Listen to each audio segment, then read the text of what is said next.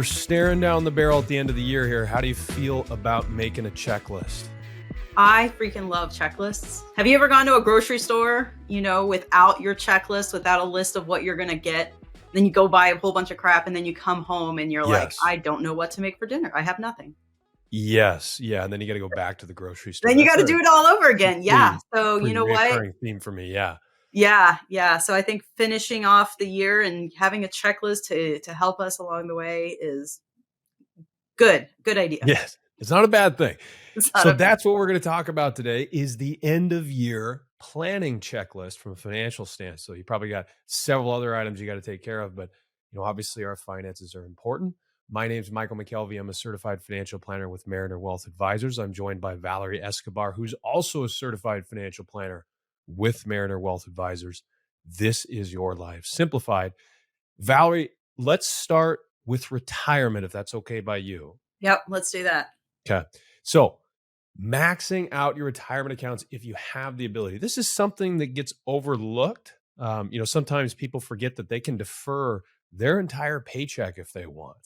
So maybe at the beginning of the year, you weren't able to do this, but now you have a large cash position. You look at it and you say, hey, I can actually contribute quite a bit more into my retirement account than I otherwise thought and just live off my savings for a couple weeks or maybe a month, whatever it might be, in order to just max out my retirement account. So if you have one more paycheck coming in, two more paychecks coming in, and you have a chance to just stuff that entire contribution in, maybe something to consider there. If you are a business owner or if you're self-employed, this is something I would run into actually quite a bit when I was working with several just solo entrepreneurs a couple of years back. The solo 401k deadline is December 31st. So if you own a business, another opportunity to get a wonderful vehicle set up, a one participant 401k, but you need to open that up before December 31st. I would always get calls on like the 28th and the 29th to open these up. Hey, what was that thing you were talking about? I got to make sure I get that set up. So something to consider there, Valerie. Yeah, for sure. I think the next big hot topic item is always getting your required minimum distributions taken care of. Recent legislation has changed that to be 72. So that's the first year you need to take it. You do have until April 15th of the following year, but we always recommend that you just do it in the same year so you're not taking two RMDs that second year. But one thing to note that I've kind of run into pretty frequently recently is that a lot of people like to give their required minimum distributions to charity. And we call that a QCD, charitable, a qualified charitable distribution. Now, what's interesting is that the QCD is not actually tied to your required minimum distributions. You can give from your IRA up to $100,000 to a qualified charity starting at age 70 and a half. So that's before you actually have to do an RMD. And also, if you inherited an IRA from a non-spouse beneficiary, you'll need to make sure that you're taking your required minimum distribution. Mm-hmm. But having an RMD as a person who is 50 or whatever, under 70 and a half, you do not qualify to be able to do a QCD. So a little bit nuanced and difference. Some nuances there for sure. Yeah. And the last piece to note too is QCDs, those charitable qualified distributions, cannot go to your donor advised fund. So you need to make sure you got the right kind of charity. Yes. Those donor advised funds are very popular. That is an important note. Now, from a health standpoint, you may be going through the holiday season and there's a lot of temptation around, but from a financial health planning standpoint, your HSA, you should consider maxing that out if you still got room. Again, similar to the 401k strategy I mentioned earlier, if you have a paycheck left, maybe consider upping that HSA contribution, a wonderful vehicle that can be used for a multitude of reasons, triple tax savings. I'm a big fan of that. Valerie's a big fan of that. And if you have an FSA, that's your slush fund. You got to use that thing up. You got maybe a week, few days. I don't know. Go nuts. Go get some type of therapeutic massage if it qualifies, whatever it is. Figure out some expense to take care of with that FSA. Otherwise, you lose the money, right? It doesn't roll over into the next year. So now, when it comes to taxable accounts, Valerie, what are some things we should be thinking about?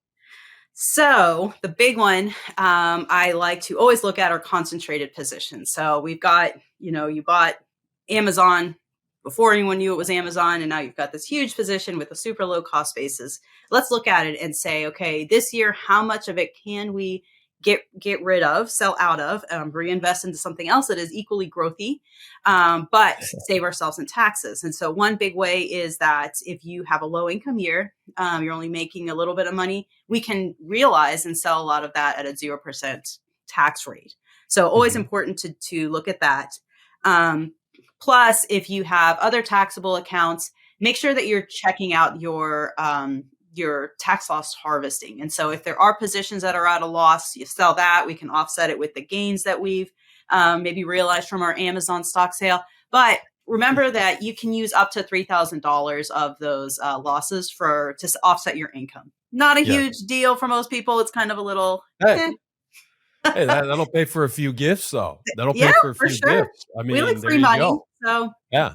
there you go. Yep. Yeah. So again, I like how you strategically used Amazon there. Very real in the Seattle area up here. Yep. Been a tough year for the online shopping firm, but again, Hence diversification. We love diversification.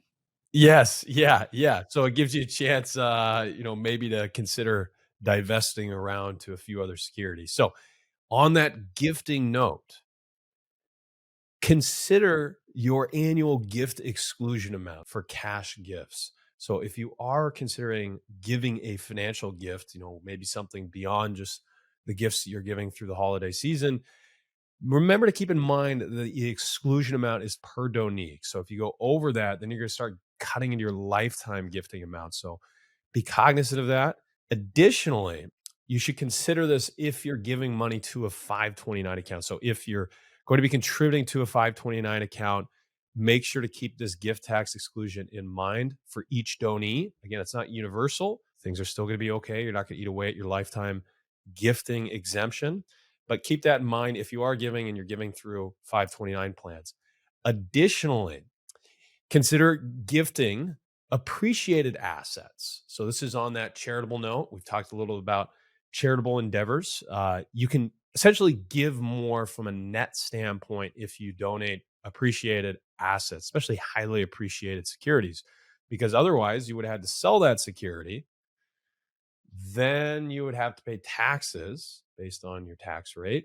You have less money overall. You would be able to give less. So consider gifting some highly appreciated securities. And one of the best ways that you can potentially gift is through a donor advised fund. We've talked about these. We had an entire episode around donor advised funds because they're so popular. They're so simple to manage. And at the same time, I think they also entice us to want to gift a little bit more because it's so easy. A lot of the times we don't do things not because it's good or bad, but actually just because it's difficult.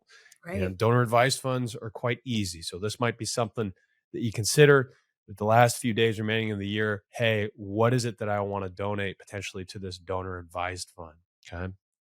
Okay. Anything else in the gifting arena that you can think of now, Valerie? I mean, there's just one more for me. Yeah, maybe I'll add to the donor advised fund thing. That once you gift whatever you're putting into that donor advised fund, now you can sell it with no tax consequences. No issue. Right? So if you're saying, well, I want my donor advised fund to be a long-term thing, I'm going to give a whole bunch at once, which we'll touch on that a little bit later. But I don't plan on, if I'm contributing $50,000 this year, I don't want to give all $50,000 away right now. So I need it to be long-term. I want to diversify. That's a great way to do it. You give your big stock contribution with a low basis, and then you can sell it within the fund. Then you can sell and divest away. Yeah, because maybe you have been unable to do that because you're just worried about the tax impact that be coming with it. Now, lastly, from an income tax standpoint, what should we be thinking about here, Valerie? So with that, the donor advised fund and any kind of gifting, look at the way that to be strategic about how you want to gift. You really, because we are always so tax focused, if you gift less than your standard deduction. So let's say that you don't have much itemized deductions. Most people, for the most part, don't nowadays because of the way they structured the tax law.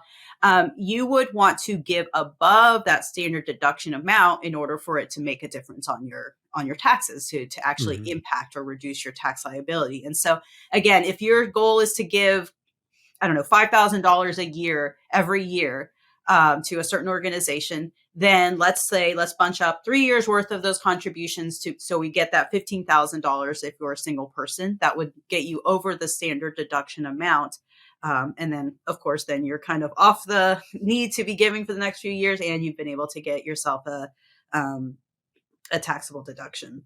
A deduction. Yes. Yep. So, well, hopefully you found this video helpful, this podcast helpful.